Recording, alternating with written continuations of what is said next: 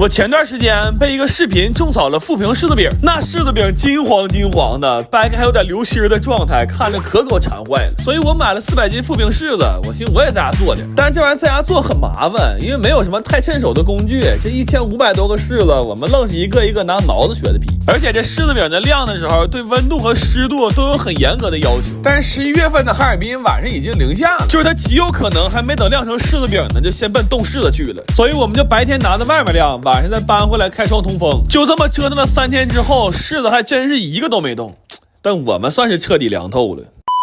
后来我寻思这天只会越来越冷，也不能一直这么折腾啊，所以我决定给这些柿子在家盖个小房子。有了这房子之后，我们的工作就轻松了很多，下雨下雪往屋里搬一次就行，其他时候我们就负责开门关门干好打更的活就行了。后来大冷的时候，我还上了点供暖设备，3000瓦一个的暖风机，我同时开了3个。外面零下20多度的时候，这屋里也依然保持恒温10度。就富平柿子饼可能是靠天养的，但我这纯是爱的供养，那真是一顿操作猛如虎，完那月电费2500。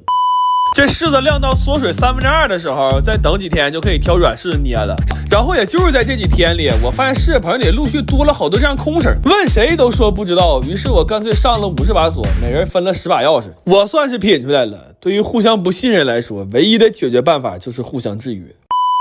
然后这柿饼捏完之后就已经非常非常好吃了，皮儿有嚼劲，馅儿还有水分，这就是特别好吃的鲜食柿饼。但是据说50霜之后会更好吃，所以我们就一层皮儿一层饼拿着接着5霜了，大概是捂了40多天，柿饼外面真的就结出一层很厚的白霜。我之前一直以为是裹的糖粉呢，没想到真的是自然结出来的。这柿饼因为捂霜的时候不是特别干，所以它现在依然是一个流心的状态，而且冷冻之后会更好吃，就跟吃冰激凌似的，感觉特别爽。但是因为没熏硫磺，只有少量的柿子饼是橙色的，大部分的还是有点发黑。不过真的每一个都是齁甜齁甜的。但我发现这玩意儿真不能多吃。那天下午我大概吃了10来个柿饼，结果一直到晚上打包的时候，我的嗓子还有点说不出话来呢。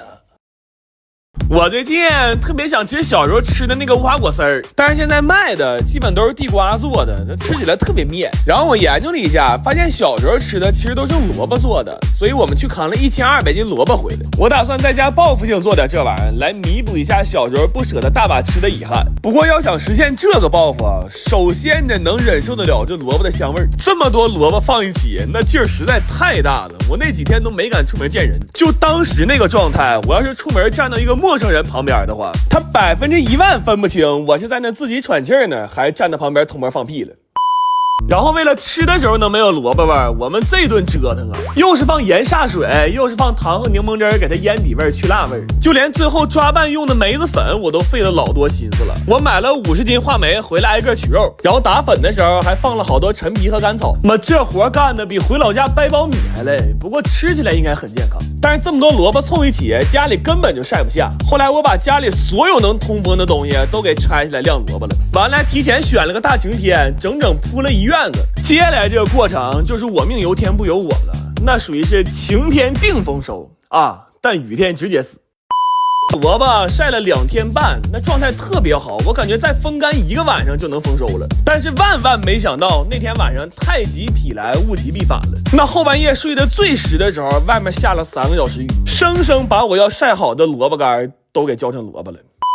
后来面对这琢磨不透的天气，我觉得我必须得做点什么了。8月15那天开始，我把我弟放到院里打更了。这回有了守夜人的加成，那萝卜3天就丰收了。然后这些晾干的萝卜丝儿需要再喷点柠檬汁回润一下，之后拌上我们精心自制的梅子粉，最后再撒上厚厚的白色糖粉。现在不论是卖相还是味道，都跟小时候卖1毛钱一袋的零食一模一样。尤其是那种越嚼越酸，然后酸到流口水的感觉，我已经很多年没有过了。然后为了更能还原当年的感觉，我还定制了一批包装袋，这袋一用上，我那小时候偷着拿家里钱买零食的感觉一下就上来了。就我上学的时候家里要有这么多无花果，那我纯校园大坝。不过这些玩意儿直到我做完了我也没想明白，我从头到尾用的都是萝卜，它和无花果到底有啥关系啊？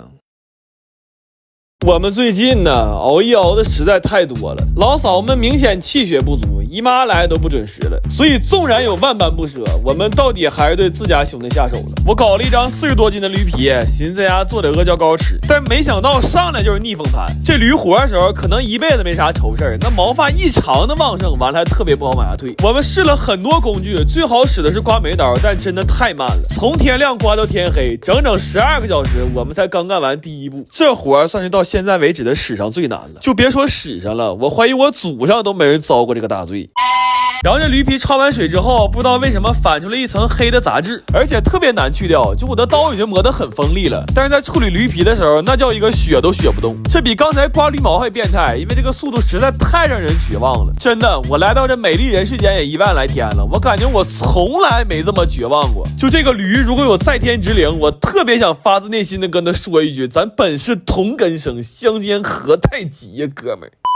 干了一天一宿啊，我们居然刚干完的准备工作。然后《本草中国》里讲，这需要熬9天9夜。我现在就别着急了，那驴皮熬到第5天的时候，我们实在坚持不住了。我本来以为这个环节里没啥活呢，但这2天突发状况太多了，整的人都磨着了，睁眼睛厕所都不上了，就惦着驴皮。然后这些驴皮一共熬出了将近5斤的阿胶，据说加工成阿胶块，这些东西能值上万，但这钱谁爱挣谁挣去吧，我肯定是不挣了。再熬下去啊，阿胶是值钱了，我可能也变无价了。后来这爹成型的时候，我眼泪都要掉下来了，整整干了8天呢。从干到吃上，这完全是一个气血对冲的过程。要不怎么说阿胶是熬出来的呢？我发现这冻丝放这儿可太合理了。等这些吃完了，要再想吃，我肯定出去买去。外面卖的最多就是阿胶少、营养少，没啥别的毛病。但要说再让我拿驴皮熬一次呀，那整不好人都给熬没了。我最近约了几个南方小土豆去滨海大蟹玩，但是里边现在排队实在是太邪乎了，所以我买了100多斤山楂。我打算提前在家做点酸奶山楂球，然后带到里边留着排队的时候吃。但是想做这玩意儿就得先做山楂糕。这回处理山楂，我是先去的屁，然后烫软了再去它的核根儿。这种方法虽然麻烦，但却是最适合我们的，因为我们前2天刚捅了3000多粒山楂。我一点不撒谎，我现在看见这个桶子，心脏就有点生理性的突突。然后这山楂加水打成泥之后就可以过筛了，但这玩意儿因为组织纤维太细了，筛起来巨麻烦，而且用刮板还不吃劲儿，就只能用手干。那后来给我干的指纹都快磨没了。但这都不是最魔鬼的步骤，最魔鬼的是后来熬山楂糕。这玩意儿吧，它没法大火，我们一度熬到了第2天早上4点多，完了熬的时候还特别崩，这小点崩出来一烫一个泡。真的就这么做一次之后，我特别佩服那些能在家给孩子做山楂糕的父母。这要是我家孩子以后跟我说想吃那种没有添加剂的山楂棒棒糖啊，哼，我恨不得上去先给你牙掰碎它。然后外皮儿我参考的是最近特别火的酸奶糕的做法，就是奶粉加酸奶一起和成团就可以了。所以最后这个小零食是1块酸奶糕包了几块山楂糕，然后外面还裹了点奶粉。这东西吃起来酸酸甜甜的，特别好吃，关键嚼起来口感还特别紧实，但就是做起来效率太低了。我们一共是做了7、8个小时才传出来300多个球，所以后来我非常果断，就把大部分的山楂糕都直接做成山楂糕了。主要我算了一下，要是想把这些东西都做成酸奶山楂球的话，那可能做完滨海大世界都化了个嘚儿的了。然后我们就带着这些吃的去勇闯滨海大世界了。这怕冷，我弟穿了4条裤子，还穿了1条可以加热的袜子。然后打完卡，我们就去排大滑梯去了。今年这园区里好玩的东西实在太多了，尤其是蹦野迪那段实在太嗨了，我们这顿跟着摇头啊，以至于没等他低蹦完呢，我弟就把脖子给闪了。就看他这个状态，我估计他得带这个脖套回家吃年夜饭了。